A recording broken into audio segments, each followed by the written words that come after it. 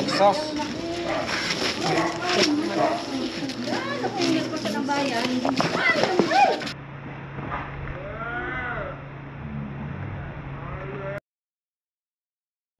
Tayo guys sa Palintawak. Tawag po tayo ni Konsihal dahil may cobra dun sa lugar nila. Bago tayo mag-umpisa, kumain daw muna tayo. Pangulo ay hindi po makontak si Indek. Si Indek, baga Guys, kain muna tayo. Yan, pinapanood din naman.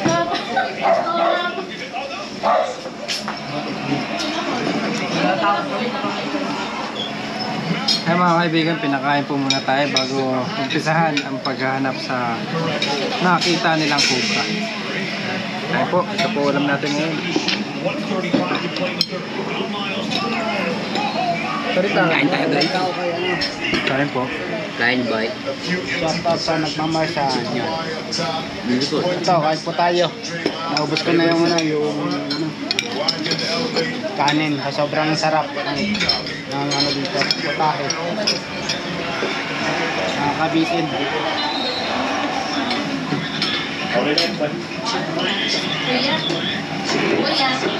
Guys, andito na tayo sa site guys. Sila kuya yung nakakakita ng ahas. Yan. Pangalan mo kuya? Joshua po. Tapos nakita yung mga ahas. Doon ba kasi may butad po sa likod ng yero?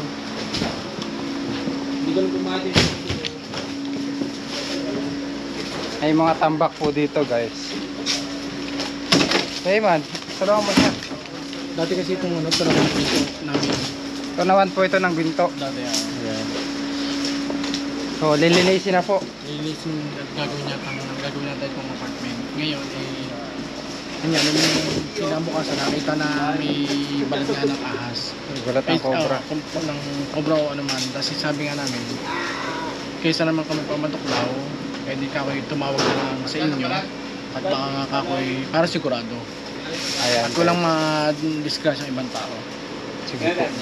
So, kaya medyo makalat dito guys. Kasi hindi nga nila malinis dahil may ahas. Na po. Ayan, pag nakuha na po natin yung ahas, hindi na po makalat. Hindi na malilinis. Ay, yan lang, baka yung mga nakasasakit sa mga pangkukunin. Dapat yan ay matingnan talaga. Kapal dyan kayo ah. Dito tayo kuya. Kailangan namin ng kasama dito. Oh, yan. May kalakihan na po. Sobrang ano.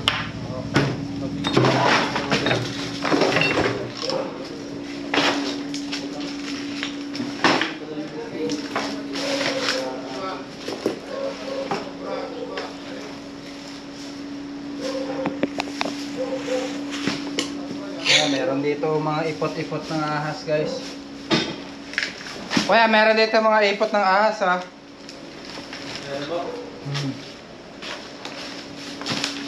Yung mga gamit dito. Dito na yun.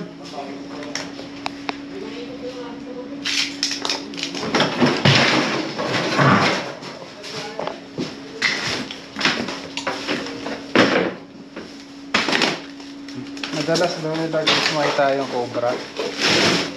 Cobra at rattlesnake ang makita dito.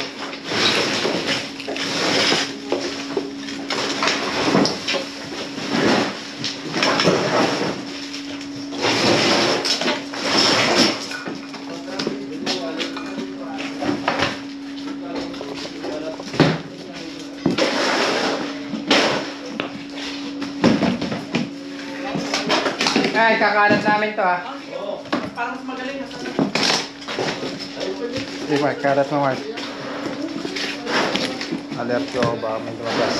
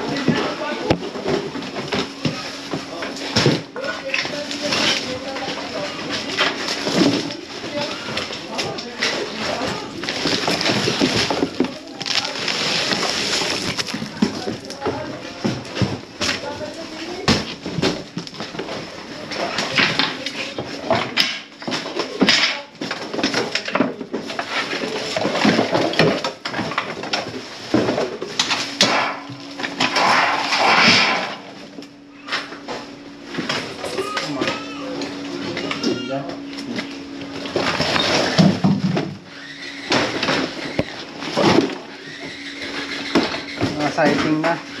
Positive na talaga sa ahas guys.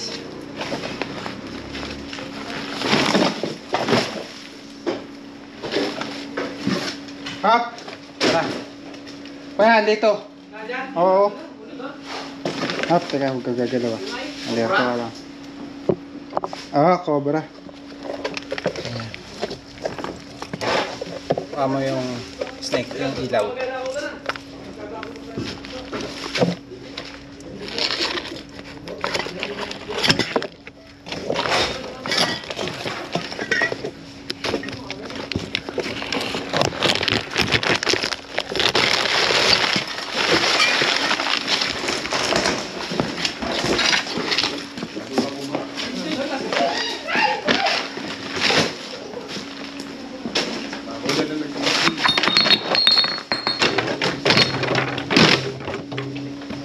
Nag-skateboard pala yan. Uy, nga, putang ina. Bagyan, patsa man.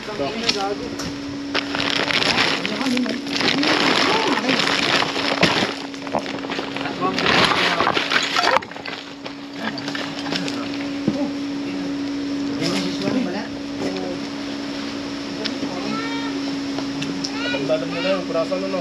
Yan po, nahuli na po. Sobra, titiyan pa natin kung may iba pa. Baka may kapatid o ina. Ama. Cobra Prince.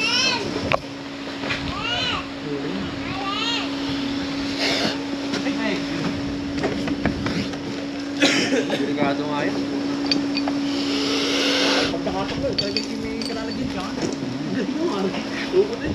Hindi, mawawala ka. Yun ko. Ba't di naman si Papi lagi nasa loob ni Papi? Ang cobra po kasi mangangagat lang siya kapag ka naapakan. Hindi naman siya pupunta sa tao para mamagat. Walang venom. Ang bede. Try nga po. Cobra Prince. Idol ka Tignan natin guys. Nakikita nilang cobra. Meron pa yan, ano? Tignan pa po natin. Dami kalibin sa loob. Bibili lang ako rin, doon ko nalalagay sa call. Ano?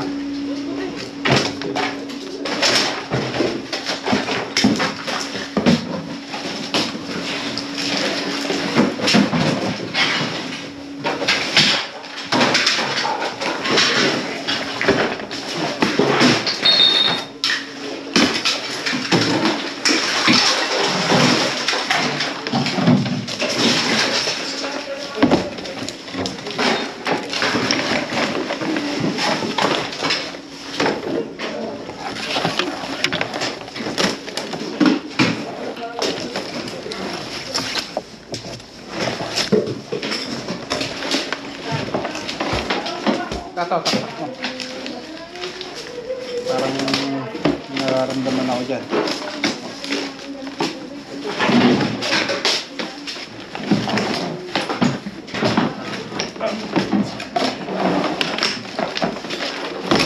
Hindi mo malaro. Da.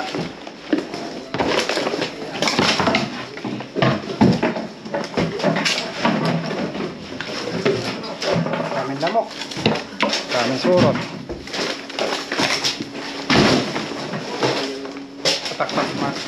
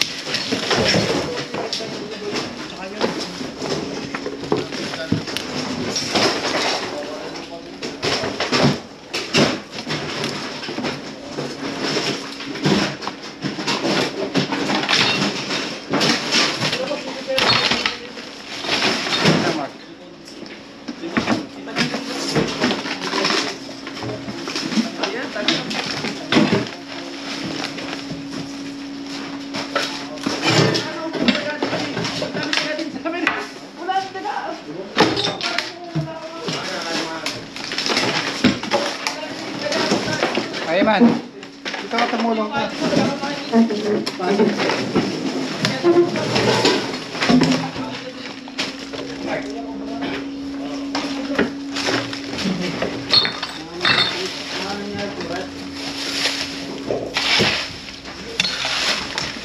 Sana.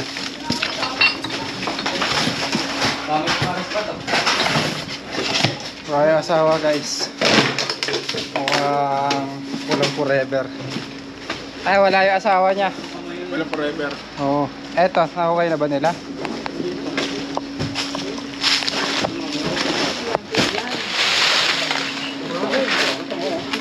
Kuya Paul, nakukay nyo to? Babaw? Babaw daw to kuya. Wala na kayong mga tambak dyan. Ay, ito lang. Diyan lang po mga gamit. Ang kailangan dyan malinis na. Agad kasi magkakaroon ulit yan. Nilinis sa mga po. Kaya hindi po malinis gawa ng papatok lang sa puwet. Pero may asawa yan. Lagi. Oo. Baka hindi, wala lang dito. Baka nasa ibang lugar po. Ang inaalam namin, baka pa may pagka kami naglinis sa UP. Pwede nyo na po linisin ngayong araw. Linisin mo na. O, eh, pasok kayo, pasok tayo. Hapin na, hindi pa mga aray. Pasok! Wala na po yan. Ilabas sa mga ano. Sure kayo, wala na sa loob. Sir, paunahan mga muna. At ikaw lamat. Magilas-gilas din. Mga konsyal. Ayan, lilinisin na po nila konsihal guys. Piloto ka ng tao. Para po. Maraming salamat po sa panonood. Paalam na rin po tayo konsihal. Maraming salamat ho sa inyo, Cobra Prince. Thank you, boss. Thank you mga idol. Lupit nyo. Lupit. Ayan guys, andito tayo ngayon sa Santo Tomas, Batangas. Meron ditong nahuling sawa. Bibigay po sa atin. Sa atin po pinagkatiwala para mai-relocate. Papakawalan natin sa malayo sa kabihasnan. Kung saan magiging safe ang isang wildlife. Mga gantong sawa guys, alam naman natin na walang kamandag. O kaya natin siya kukuhain dahil hindi niya pwede ito. Abante daw ito. Sa daan tayo ah. Ayan. Tayo na daw bahala magpakawala sa gubat kasi napapanood niya po tayo kung paano tayo mag-release ng mga ahas sa wild. Mukhang subdivision to, no? Pahalagahan po natin guys ang ating mga buhay ilang kagaya ng pagpapahalaga natin sa kalikasan. Part po sila ng nature. Kaya kung nature lover tayo, sana pag makaka-encounter tayo ng mga ahas pag mag-hiking, pupunta sa gubat, huwag sana natin patayin yung mga ahas.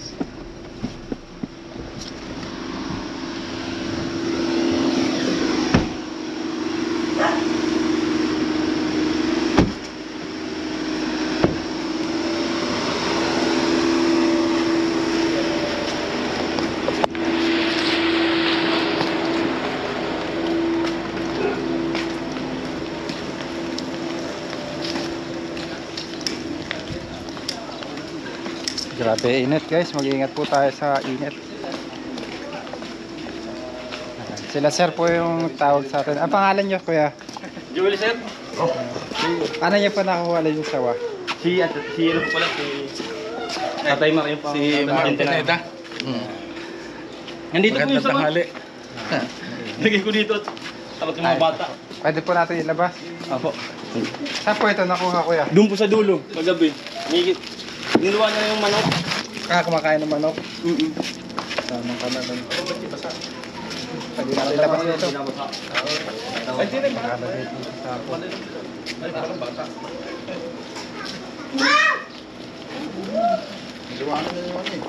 Bakit Dalawang po na- manok ang pinatay niya tapos isang daga. Nakita ko yun. Gusto nga yung patay na iguwag, bubuhay na dito. May manok pa. Malabo. Eh, ano ba't nahawakan nyo? Ano na kayo nakakita ng sawa?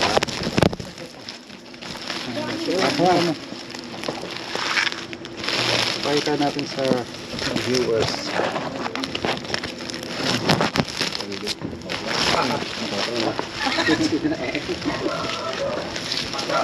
Tapang. Pinasakot na umpis sa init. Texas. Bagong palit-balat po siya. Ano? Tsaka payat po, ano? Yes, Ang ano, wala naman po siyang sugat, no? wala naman po. Gusto nga. Cover pa to.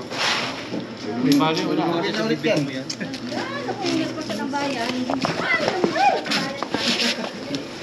Ganda ng kulay niya, guys. Mabas. Malayo dito yung napagkuhan. Doon lang po, doon sa dulong yan. Kamamatay lang ng manok o niluwa niya? Diluwan niya po kagabi. Ay, di mo po basta nilagay ko sa sako.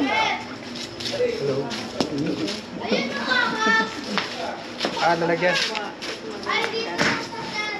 Kasi tinawag ako nung nangyari nung manukan. Eh, nakatambay ako doon. Oo, kasi napanood yung mga panghuli. Relax ka lang, wag masyado nagpapanik. Ay ko, nakita ko dumaan yung ulo sa may harap ko. Sabi ko, padaanin ko muna yung ulo, maya dadaputin ko itong buntot nito. Kuya po yung nag-volunteer para makuha yung sawa, para hindi po mapatay. Salamat, kuya.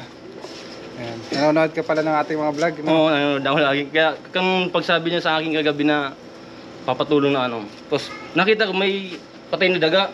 Sabi ko, yung daga, pinatay pa. Tapos nawala, hanap-hanap namin. Tinignan ko dun sa may saging. Nandoon.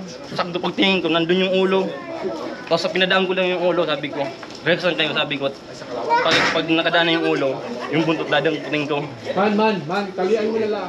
Kami na bahala dito, kuya. Opo. I-release namin sa kabundukan. So, kaya nga sabi, tapos yung iba kong kasama gusto katayin si Kuwag. Wag Ay, kung bibigay ko nga sa'yo. Yung ganito kasing sawa, Tali mo, yan. ganda na to. Siguro nasa 7 years na sa kagubatan. So sayang naman kung kakatay. yung ano, bangis. Parabihin po natin sila sa wild para Magsik. mabalance nila yung ano, mga nagpe-pest control para hindi masira yung ecosystem natin. Kasi pag naubos po yung mga sawa, wala nang kakain sa mga daga. Sige. Kuya, thank you ulit. Opo. Na, Tay, may gusto kang ipaano doon? ayan. May mga nakikita pa doon si kuya at pupunta natin. Friends, Wala silang iba yung schedule eh. puntahan natin guys yung area. Sa iyo pala yung area yun, tay. Ano lang kami ron? Kumbaga sa nakatuwaan lang namin maglinis doon sa gilid ng aming subdivision. Kasi dating palahiban yun at saka kugunan. Eh nung linisan namin, saka namin na kami nag-backfill ng lupa. Eh maraming mga butas-butas, may imbornal pa. Siguro doon nagtatago yung mga kubra. Paano na po tayo, tay? Bye-bye. Jerwin yung manok.